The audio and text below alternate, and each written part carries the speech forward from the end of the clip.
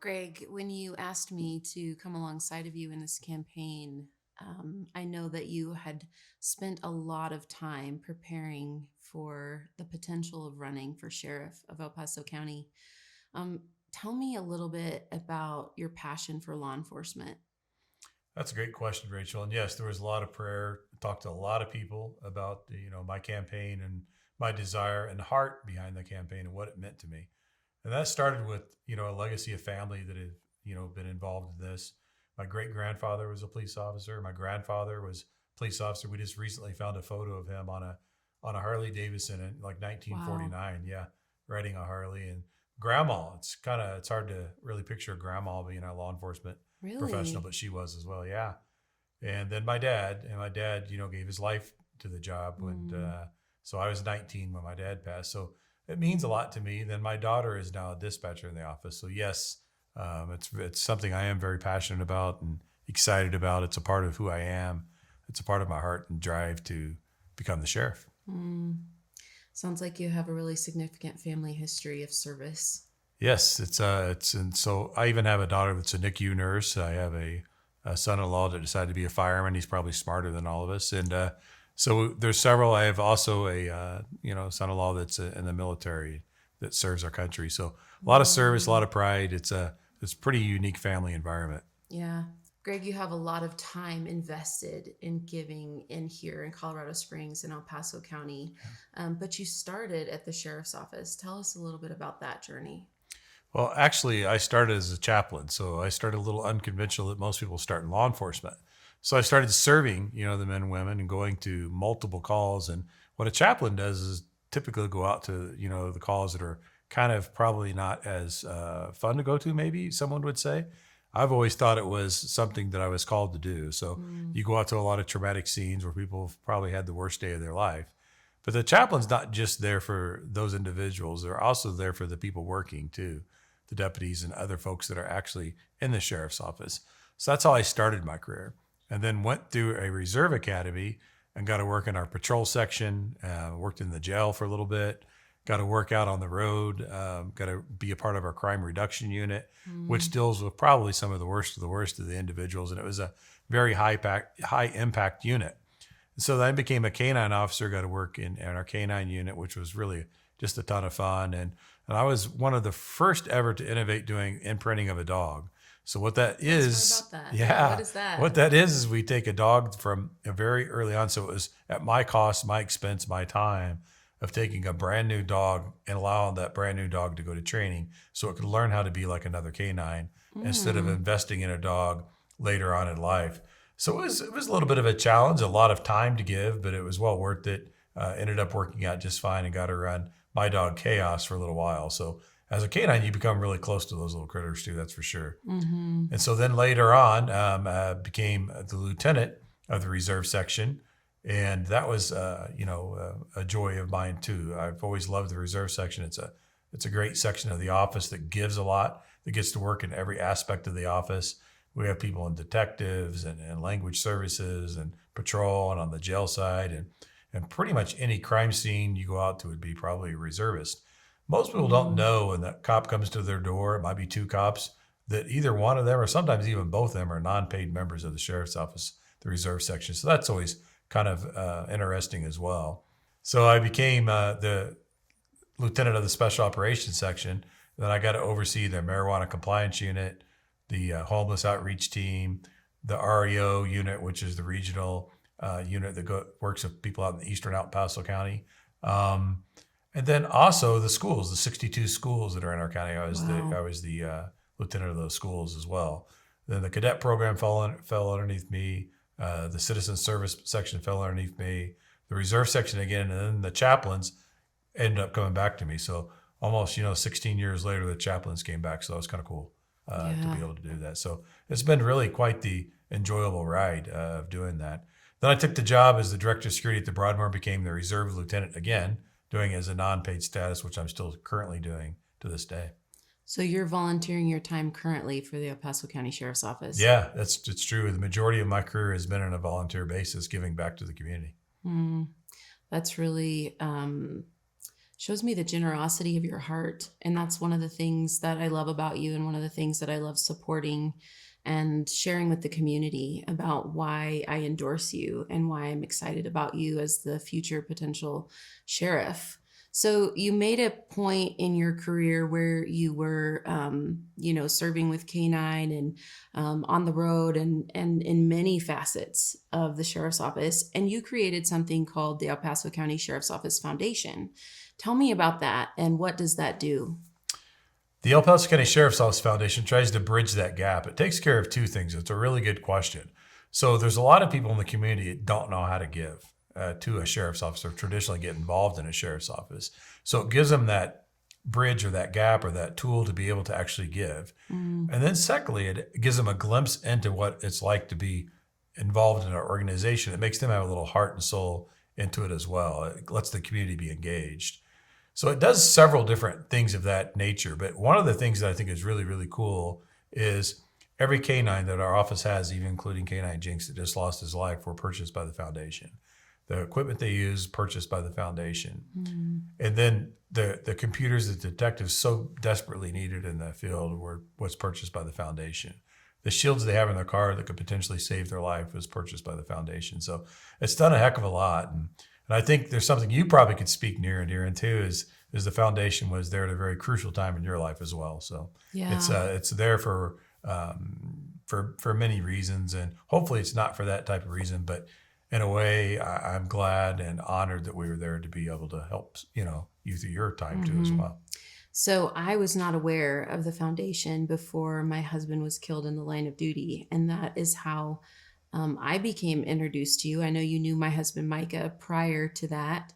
Can you tell me, so from behind the scenes, I just knew I was being cared for. Can you tell me some of the things practically that the foundation did for us and for my family when Micah passed? Yeah, it was like drinking from a fire hose. And so people from all over the community are wanting to get involved and they didn't know how. And we really have people in the community who have a great heart and they want to try to be involved.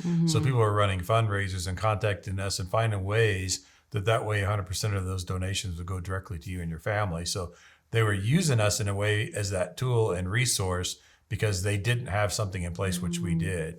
So they could have a fundraiser, then give all the money to one location to make sure that it was appropriately being, dispersed to your family. Wow. So it was pretty neat to be a part of that. That's really incredible, because I think a lot of times when you have an agency as large as the sheriff's office, it's really easy as a leader to become completely entrenched in running the organization. And what I'm hearing from you is that in creating the foundation, you were able to create a conduit so that people could support it and that the leadership could run the agency and that they could then receive resources from the community. Yeah, that's correct. And I think that's one of the things that I bring is that innovative, that thinking outside the box, something I've always done as a business owner in this community, is looking at other ways. If we can't get it done one way, there has to be another solution. So I like finding solutions and being able to come up with creative ideas that actually benefit the community. And maybe it's something we don't have in place that we should have in place.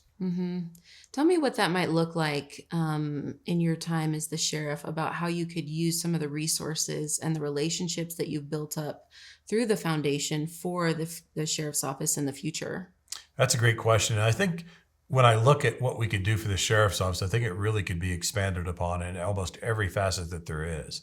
So I think we need to look at everything that we're doing and find out how we can keep the community involved or find other resources that help us afford equipment, help us afford training, whatever that is that we're maybe missing the mark on. Traditionally, law enforcement, 92 to 96% of their funds go to actually the employee cost. So that leaves anywhere from 8% to maybe 4% to take care of the rest of those needs of a sheriff's office. So one thing that I have noticed in some of the resources that I've had from working up here at the Broadmoor and being a business owner is I've found out that a lot of these departments that are doing exceptionally well are actually getting some funding through private-public partnerships. And so that's one of the things I'd be able to do is implement some of that and get some of that brought into our agency to make this agency, a great agency, an agency that's well-equipped, well-funded, so on and so forth. So I think a lot of times in something where you have so much responsibility and accountability, as in law enforcement. The community depends on you. And so it's easy to see, the budget being taxpayer funded as a zero sum game, and that prevents innovation. So tell me some ideas that you have for the sheriff's office that might bring in some unique opportunities that they don't have in place right now. That's a really, really good question. And so I think there's a lot of opportunities out there that we're just scratching the surface on. Like you said, the foundation was one example of that. And, I was told that couldn't be done either. We can't do that's not how we do things. And in a typical bureaucracy, that's probably what it feels like to them, is they've never worked outside of that. They just keep repeating the same step over and over, and then the same budget's handed to them whether they do a good job or a bad job. But as a business owner, you're looking for innovative ideas and solutions.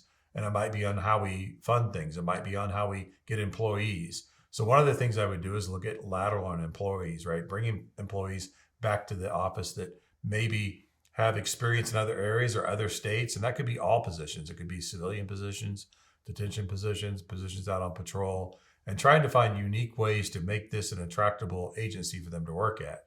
But to do that, you got to be well equipped, well funded, make sure you have the training in place, the resources in place, so it's an attractable agency. And I think part of that would be engaging the community and even the media side of it to tell the good stories that the men and women are doing, so that that word does get out, that it's a great place to raise your family, it's a good place to work. Yeah. And then the employees feel empowered too. We need to start making them feel like it's a value to them.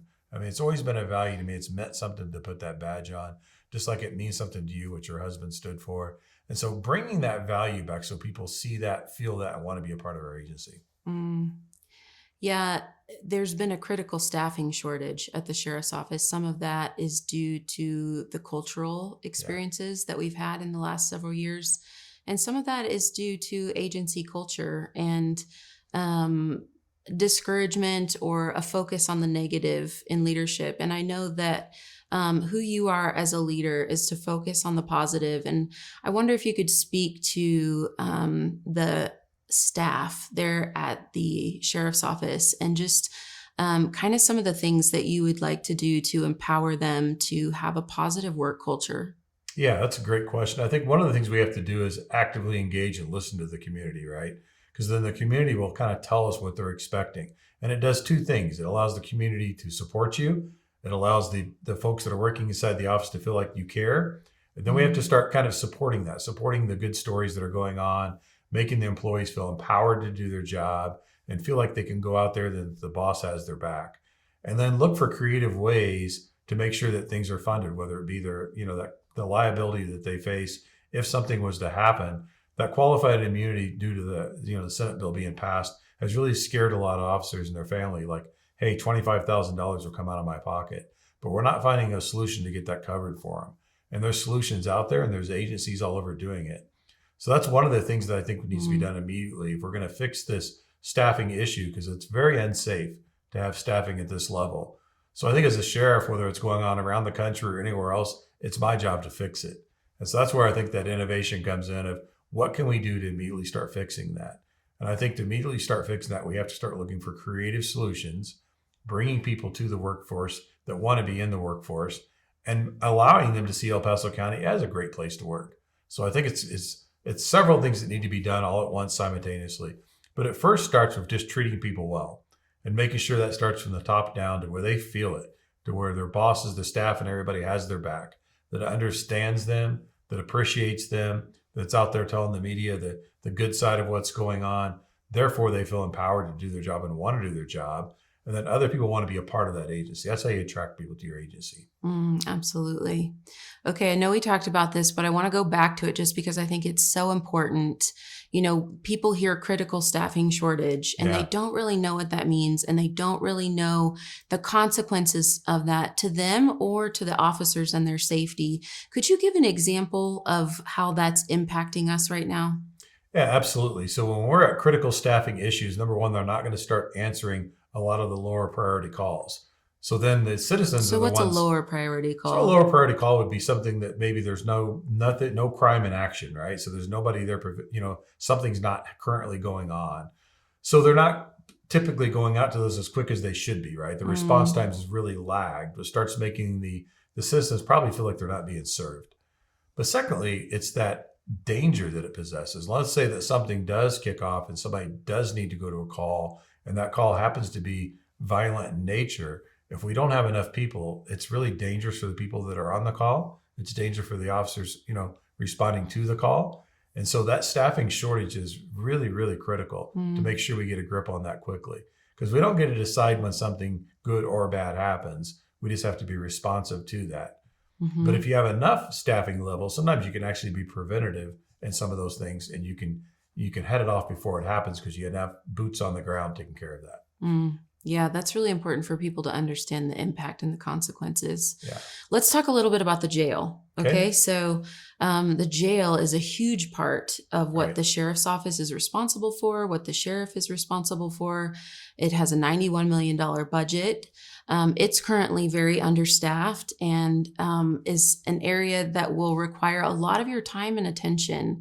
Tell me some of your plans to maintain what's going well and improve in areas that it needs it. I think the first thing is to listen to everyone that's doing the job down there. And that's civilians and the sworn staff. They both play a big role in that jail down there. And listen to what's going on, but also not be afraid to look at other agencies that are doing it well and garner some of those best practices and bring them to our agency. And then also employ our people to go out into those areas and to look at those good ideas and work alongside of some of those people so they can maybe bring some of those practices back to us as well. My job as sheriff will be able to find the best of the best to run that jail. We have those folks that work for us. So we need to make sure we're putting those round pegs in the round hole where they belong. And I think we have that at the sheriff's office. I will continue to strive hard to look for better ideas. I won't be afraid to ask other agencies what they're doing, because that's how you find out what's going well, what's not going well, is sometimes looking outside your own walls and see what other agencies are doing and then bring those practices to you. As a business owner, I've had to do that my whole life already. So I'm not afraid of that. I'm not intimidated by that. I think that makes you better when you look at somebody else that's doing it well and you bring that to your agency and allow that to prosper inside your own agency. You know, Greg, what you say speaks so much to your character. And it's one of the reasons that I feel so confident in endorsing you as a candidate is your humility and your willingness to ask for help and to bring strong people around you. Tell me what it means, just the sense of loyalty and connectedness. And, it's easy because the sheriff is a political office, right? And so a lot of times there can be a give for that, right? Like if then I'll do this for you, and a trading of favors. So talk to me a little bit about just how you run the office, how you lead all of your businesses, how you run the foundation, and things that are really important for you as a part of your integrity. Yeah, that's a really good question. And I think, first of all, there has to be transparency and there has to be a sense of, some integrity. And you have to make sure you're always doing what's right when no one's looking. And what I mean by that is there's times that there's not going to be the popular path. And the reason you can take that path is you don't owe any favors. And so when I looked at getting started in this campaign, I took those principles and I brought them into this campaign. And I said, I want to surround myself with people. I don't want to owe favors to anyone. I did a little short video about being a lap dog, and I got a lot of comments on that about people that had big lap dogs, St. Bernards, so on and so forth. But what I meant by that is I don't want to owe any of those favors. I can work with everybody in the community. I've done that. Up at my current job here at the Broadmoor, I work with people from all over the world. And so it's something I'm very good at doing. I have a lot of experience doing, but I don't want to owe favors in those areas. So I think to get things done, what you have to be able to do is say, I want the endorsement of the people. That's who I want to put me into office, because that's who I'm going to serve once I'm in office. I have to have a working relationship with all the other folks and all the other partners, and I already have those. I have relationships with all of our federal partners, our state partners, our other agencies. I have great relationships with all those folks. And so I think those are my principles on how to get things done, is make sure you have strong relationships everywhere. You don't owe any favors in any of those areas, and make sure you're treating your people well and right and attracting yourself with folks of that nature. And then also listening to what the community wants. If you put that whole package together, I think that really allows for a very effective agency. Greg, I really appreciate how much you listen to the people of El Paso County and that you value their opinions. And one of the things that people have been concerned about recently is federal overreach. Could you talk to us about that? That's a good question. Yes, you're right. There's a lot of people in the community that are in fear of federal overreach. And what a lot of them have said is they see things on TV and they feel like that's coming to our community and they want to know what I could do to prevent that. And that's a great question and a great concern. The good news is I have great relationships in each one of those areas. So I will have a seat at the table. Furthermore, I might be at the head of some of those tables and able to sit there and talk to those folks and explain to them what those fears are, whether it be if the FBI, the ATF, or any of them. I already have relationships of all those, which will help us be able to actually keep the community safer. They are great resources that we need in our community. And so if you already have those relationships, why not talk to them about those fears that the community is displaying so they can work simultaneously with you and not maybe overreach into the areas that those citizens are in fear of. But when we have like a fentanyl crisis going on, we need our federal partners. When we have, human trafficking going on, we need our federal partners. Right. Whether, there's child abductions or anything that go on, some of the murders that we've been able to solve, so on and so forth. We need partners. We need resources. I have those relationships and we'll be able to utilize those relationships to make sure this community is as safe as it could be. It's a great question. That's awesome. And so, I think one of the things that would be helpful to define is the difference between a mandate and a law. And what we saw during COVID was mandates for masks, mandates for vaccines. What did that look like for the sheriff's office in the past, and what will it look like in the future? Yeah, currently the sheriff's office doesn't enforce anything like that. So the big buzzword out there is constitutional sheriff. And we've all said we're constitutional sheriffs. All three candidates have said that multiple times, that we are all constitutional sheriffs. We all take an oath to uphold the Constitution of the United States and furthermore, the Constitution of Colorado. So when these things come out, whether it be a mandate, what we're saying is that's really not a law and that's not police business. We're not going to go be heavy-handed, take somebody, hold them down, make sure they put a mask on. That's what we mean by that. That'd be violating somebody's constitutional rights. What we will do is we'll make sure that we're enforcing law, things that are law, things that keep the community safe. We're not doctors. We don't know what is right, what isn't right as far as health goes, those kind of, whether somebody needs to be vaccinated or not vaccinated. I think that's someone's private, personal choice if they decide to do that or not do that. That's what I meant by those things. So I look at those as sometimes people say they're unconstitutional. Mm-hmm. And so what I say is I'm a constitutional sheriff. I'll make sure that I'm abiding by the Constitution. However, the Constitution has never been one person's choice to decide what that is. It won't be mine either. If we have people in Congress or there's stuff that is passed, whether they be bills that are passed, our job is to make sure that we're getting in front of those or getting those changed so we don't have to follow those type of guidelines. The fentanyl was one that they passed a law that fentanyl was really, you could have enough quantity to kill half of a neighborhood and it was no crime for that. So once again, it doesn't mean that the sheriffs weren't doing anything right or wrong. They were following those laws that were set forth, still abiding by the Constitution, but that law wasn't correct. And they're looking at changing that as we speak. Some things have come down. So we'll always look to making sure that we have strong constitutional sheriffs involved, but we won't get involved in things of mandates of that sort because it's really not our job. Our job is to protect the public, enforce the laws, and make sure the laws are being adhered to. That's really good. One of the things that I know people here in El Paso County value is the right to bear arms, the Second Amendment. Right. And one of the things that has been a buzzword or a hot topic has been the red flag laws and taking people's firearms for mental health. So let's get into that a little bit. Okay, that's a good question. There was just an article here recently where somebody actually used the red flag law inappropriately. So red flag law, I don't think is needed. And here's why I don't think it's poorly written, number one. And secondly, it's our job to go out and investigate and write a warrant for something if there's something going on in a home or if there's fear versus it being a third-party complainant or some kind of protection order in place. We already have protection orders. We already have things in place. We already have the capability of probable cause of being able to write a warrant, go to a judge, and take care of that. So I don't think it's really needed. And when you hear people say it violates their constitutional rights, that's their Fourth Amendment right, not their Second Amendment. That's of us going into someone's home and taking something out of their home. That'd be improper search and seizure. So that's what people mean when they say that. I think the red flag law is poorly written. and we've always been able to protect the community without it before it came. And I still think we can. We just need to be knowledgeable in those areas. So walk me through a scenario where someone was utilizing that to falsely accuse someone and to claim that there was mental illness so that you would go in, investigate, and take that away. Because that's something that I've heard my neighbors be fearful of, is that allows kind of a form of retaliation or recourse for someone. So what would the sheriff's office do if they received a complaint like that? We would have to investigate that complaint. We would not just take a third party complaint and not do any investigation and go out and start searching someone's home or seizing something out of that home without the appropriate investigation being done.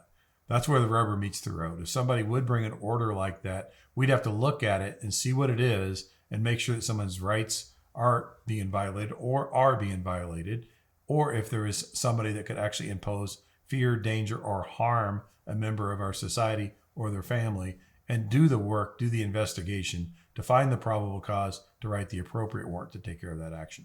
That's good. That's helpful, I think, to pull that apart for people and just keep it from being kind of a vague fear of like, the government is going to come in and take my property from me, Yeah. and I won't have any kind of recourse for that.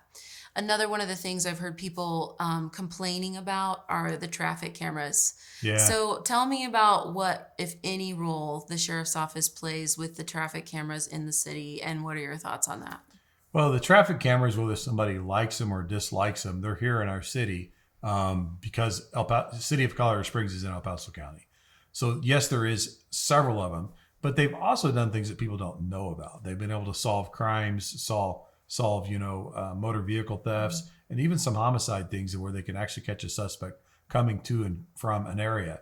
So they do have their value too. I think what people are probably most familiar with is getting that ticket in the mail of, hey, I owe some money for going through a red light. And so whether we want to argue about that or not argue about that, it's something that CSPD is doing. But I think if we all have a voice at the table, we can work together on those issues. But they do have some value too. And it's not just the fact that they're giving somebody a speeding ticket. I think they actually help us solve things in certain areas. That's a good point, that I think there's a lot of confusion between what the sheriff's office is in authority over and what they are not in authority over. Could you clear up some of the main misconceptions that people have about what the sheriff's office does versus what they don't do? Yeah. Well, statutorily, the sheriff is responsible for the jail, all right, and the civil process, right? He has to make sure that he maintains the civil process, the jail, and then he's a fire warden, which a lot of people don't know, for our community. And then he patrols the unincorporated areas of El Paso County. Yes, we have many units within the patrol unit, whether it be detectives units or, some of our crime reduction units or some of the different things we have, K9 traffic units, like a traditional department has. But there's several of the jurisdictions that fall in El Paso County. So like Fountains in El Paso County, Security Whitefields in El Paso County, Monument, Manitou. There's several that fall within that. Even Colorado Springs is in El Paso County. Some of those have actual police departments like Fountain, Monument, Colorado Springs.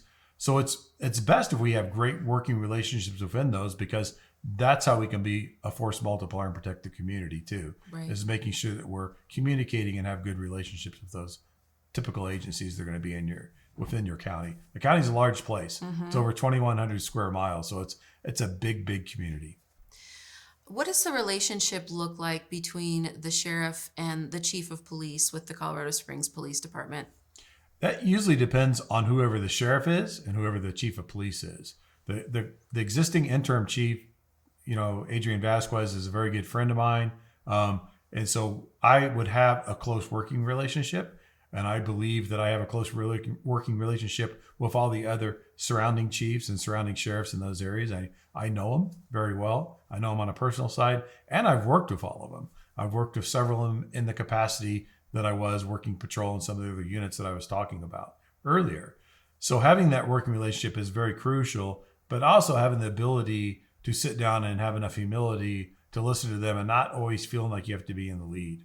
I think to have a close relationship, you have to be able to have that humility and say, hey, on this particular one, they might have better resources than we do. Similar to your federal partnerships too, is whoever has the best resources, we should probably try to utilize those to serve our community.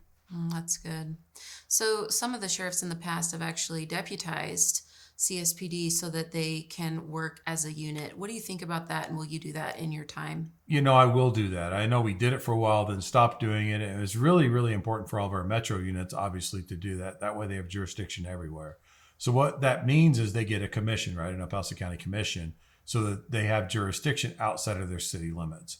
For instance, if we have a guy from Monument that is working on one of our task force, he only has jurisdiction in the city of Monument. And so it really doesn't do any good if he doesn't have any jurisdiction elsewhere. But look what this would mean for a community if you saw somebody going down the road in a police car and they don't stop to do anything because they feel like they might be slightly out of their jurisdiction. I think it cleans that up a little bit to where it allows folks to feel like they have the ability to maybe to and from wherever they live. They might live in El Paso County and be driving to one of these municipalities to work. It'd be nice if they had the authority to work regardless where they were coming to and from, and or help and jump in where needed. It seems like it would really increase the efficiency. I think so. And I think it's also makes those officers feel good too. Absolutely.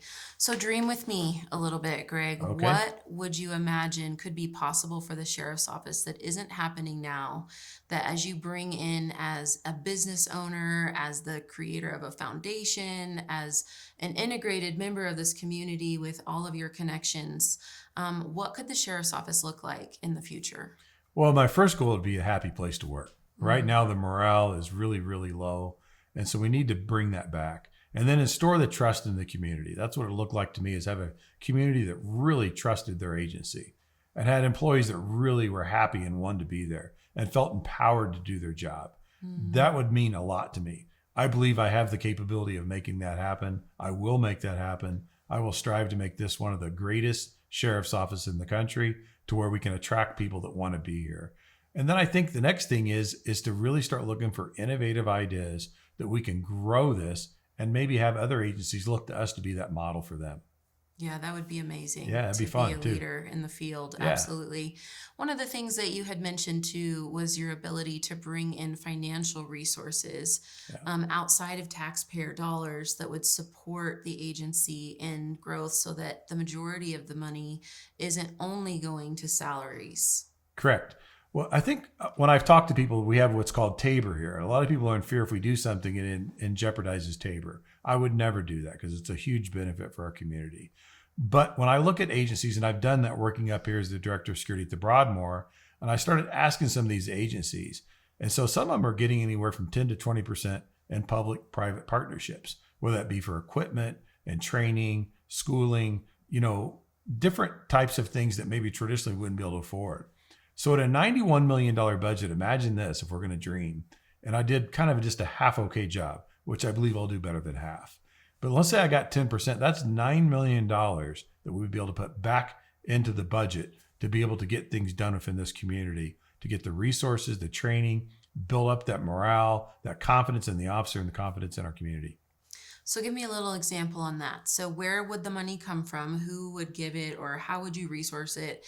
And what would you use it for specifically? Would you buy equipment? Where would that go? Yes, it has to be used for like equipment, training resources. It could be used for, different types of things that are needed, whether they be computers, different things that are needed. It can't be used for salaries. And so that's where I think people get confused. Well, you have more money, you could hire more people. No, if your budget was more stabilized, then yes, you would have the money to hire more folks. But first, you have to be attractable within that agency so that people actually even want to work there.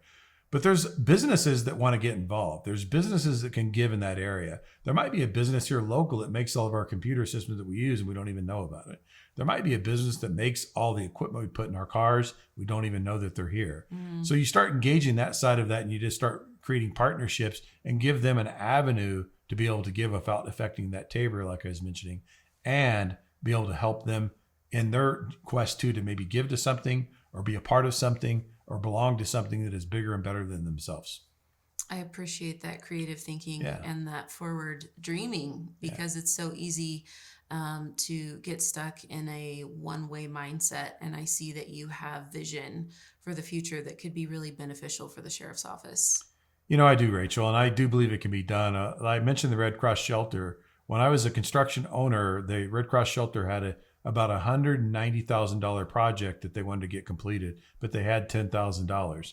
So that's that private-public partnerships we were able to engage. The project actually went about 2.25, but we were actually able to engage different people in this community, have them, contribute different things that allowed that project to go forward that benefited the community. That's the type of forward thinking I'm talking about, is being able to get things done when everybody else says it can't be, there's no way to do it. So we should keep repeating the same thing that's not working. I just don't think that way. I think that we should start thinking outside the box and say, if this isn't working, that's me being a bad steward of that money, because they're going to hand me the same amount of money next year to run the budget. And what I need to be doing is a good job to show the community that we're being innovative, we're thinking, and ultimately keeping them safer. Absolutely. Yeah. And that's the highest goal, is That's to it. protect the people That's of the it. sheriff's office. Yeah. So last year, when you and I began to talk about your campaign, you allowed me to ask you a lot of questions, and some of them hard. And I really respected you for being willing to take the time and think through those. And one of the things that we talked about was your faith and how important that is for you, and what a foundational piece that is for you as a man and as a leader. Would you like to tell us more about that? Yeah. It's one of those things that you can't fake. Either you have that faith and you believe in that faith and you're willing to exercise that in your everyday life, or you're not. And so I've always tried to do that. I'm not a perfect individual. I'm not a perfect human being. I put my pants on the same way most people do, I hope. But I think when you live your life that way, what that means is when no one's looking, you're not trying to get credit for something. You're doing what's right. You're doing what's because of the faith that you have, as you feel like, I want to lead my life that way. It's something that I'm proud of doing, because I think it really pays off when you do that. People notice that. They notice there's something different, and they want to be involved in that. It's rewarding. It allows people to say, hey, he has the humility to allow me to look good in areas where maybe that they're not so good at, right? But you support them and they become better in those areas. And then secondly, I think when your foundation is a little rocky, right? Let's say you don't have any foundation in place at all. The decisions that everybody makes as a leader are based on something. And so if the foundation's shored up and solid, I think it helps you be able to make sound decisions, that knowing that you're doing it for the right reason and you're doing it because of that integrity piece, that you believe somebody else is kind of looking at you when you're doing that. I believe my dad's looking at me as I make each one of those decisions from heaven. And so that's something that I'm proud of. That's something I want him to be proud of. But I want all of our citizens to feel that they have somebody in office that thinks that way and has the integrity to do so. Absolutely. We've learned a lot about law enforcement in the last couple years, and those lessons have come in difficult ways many times. But one of the things that has become very clear is that the people are ready for a different kind of leadership, and they want change and clarification in the government. So tell me what separates you from the other candidates running for sheriff. The main thing that separates me from the other candidates running for sheriff is I don't owe any favors there. And what I mean by that, and you've heard me say earlier, that I don't want to be anybody's lapdog. I don't have any favoritism in those areas. I can work with every kind of political entity there is, and I have great relationships in all those. But if you look on my website, I have 0 endorsements by any of them. And that's by design. That's not because I maybe wanted one or didn't want one. I've said all along. So I probably have allowed them to take the easier route out and actually maybe endorse another candidate, because I believe that I serve the people. So that's what differentiates me between me and the other candidates, is the fact that I don't owe any of those favors. I won't be caught in a vacuum of having to sit there and continue to worry about what I've done to offend or not offend. I can simply go to work and start bringing those practices to it. So tell me about some of the things that elevate you as a candidate in this race. I'm the only candidate that has actually really worked in a patrol function. Now, what I mean by that is actually had to go out, investigate calls for service, go to a domestic violence call, go through the field training officer program, right? So being trained to do that takes quite a bit of time. And so you got to go through the different phases and be signed off in each one of those phases to actually work a solo unit and go out and answer calls for service. So I've done that already for a multitude of years, for over 12 years as a single officer before being promoted to the next rank, where I'd go out and answer a domestic violence call, a theft call, a child abuse call, a sexual assault call, a kidnapping call, all the different calls that you could potentially go to as a law enforcement guy. I have that experience. I've done that. Neither one of the other candidates have that experience. So that's definitely one thing that separates me from the other candidates, is I've been able to do that. And I've actually done that already to this day. Mm.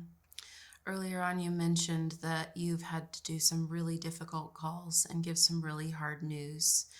And one silver lining of my husband's death that has so surprised me and been so beautiful is my friendship with Rachael Swayze. And you were one of the officers that had to give her the news that Garrett had passed in the Planned Parenthood shooting. Would you be willing to tell me about that? Yes, Rachel. That's something that is near and dear to my heart. I was glad that I was there that day for all the folks that are out at Planned Parenthood. When I would responded to the scene, they asked me to go to the hospital for one of the officers that was shot, so I could help collect his equipment and be there for him. That's when I saw Garrett's chief standing there, and he had asked, we're very close friends, if I would stick with him during that process. That's one of the advantages of being known as the chaplain, or some people might call it the disadvantage of being known as a chaplain, is they're always going to want you to go with them on those types of calls. So through the night, we first escorted Garrett's body back to the coroner's office, and then me and the chief went out to the home and was able to share with Rachael what had happened. I'm glad I got to be there at that moment in some person's life, because if I was to lose a loved one, I would want somebody that had compassion, empathy, care, and that type of faith background to be able to walk a family through such a tragic time. So I was honored to do so. I was glad I happened to be there that day to do that for Rachael and her family. I personally know what that news feels like, to get the worst news of your life, that you've lost your husband in the line of duty. What was that like for you to walk through that with Rachael? She was very, very strong. I was very, very amazed by her strength, but it was such an honor and privilege to be able to share with her and her family and be there for their time of need. It's something that, like I said, it's why we do what we do. It's why I do what I do, for sure, is being able to comfort and bring that kind of peace or stability or that kind of empathy to a family in the worst day of their life. It's something I'm so happy that I was there for. And I knew Garrett personally. I mean, Garrett joked around a lot, and he was constantly trying to talk about different little ideas he had and little one-liners he had. And something that I was just sharing with my fiance the other day was a card that Rachael gave me at the very end of a little patch that Garrett made up of one of these little crazy sayings. And so that's something that I'm very, very proud of, that I was there that day. Mm. Well, I know that the people who walked through those dark days are some of the most precious people in my life, and you have become one of those people to me too. And you also knew my husband, Micah, and he was known as the officer's officer, and he lived his life with integrity and some of the best of what the sheriff's office has to offer. Can you tell us about your relationship with Micah? Yeah, I'd love to. So my office was strategically placed on the third floor, probably on purpose. But on his way down to his desk when he was over in the detective section, he would often stop by and share stories and talk with me. And one thing that always stood out is, even without him saying so, you knew he had a deep-rooted faith. I mean, he lived it, he breathed it, he walked it, and you could tell by how he carried himself and the peace he would bring to that. And then some of the ideas were always amazing to me, because he had some good ones. And so it was fun to discuss those ideas, and then he'd be up and off into the next thing before you knew it. And you were still trying to contemplate what he just said. So what did he mean by that? Yeah. And so he was very challenging in a way, because he would leave you with a word that would challenge you to look into things. So I'm glad I had that exposure to your husband, Rachael. I mean, I'm glad that I got to share that part of his life. And I'm also glad to know that he had that kind of faith, because it means something to me as well. So that was an honor and a privilege. So thank you for asking. Absolutely. Micah was really invested in strategic leadership, and he was always thinking about ways that the agency could improve, that the institution could improve. And I see so much of the fulfillment of his vision and his ideals in you as a candidate. Well, that's gosh, what I don't feel worthy of that, but thank you so much for saying that. I do believe I have that type of servant leadership. I do believe I'll always do what's right when no one's looking. For Micah, for my father, for anybody that has given their life to this job, for Garrett, I mean, it means so much to me to be able to stand in that gap and truly make a difference in this community. And that's what I really want to do. Where can they learn more about you and join in with your campaign? That's a great question. I'm glad you asked me that. It's so www.gregmaxwellforsheriff.com is our website. We also have an Instagram page and a Facebook page, and I All believe the there's social media all the places. social media Yeah. places. But the first stop, if they go to our website and sign up and get involved, we need people to help us, pray for us, to financially support us, to volunteer for us, anything that they're willing to do. If they want change, I am that change, and I will bring that change to El Paso County. So if they want that change, please help me get there. I would be honored to stand in the gap for them as well. It's been such an honor to interview you today and to hear your heart and to get to bring that to the people of El Paso County. And I'm excited for the opportunity to see you as the sheriff. I feel strong in that area, Rachel, and I'm excited for it too. I'm excited to make this the best place to raise your family and the best sheriff's office in the United States. That's my job.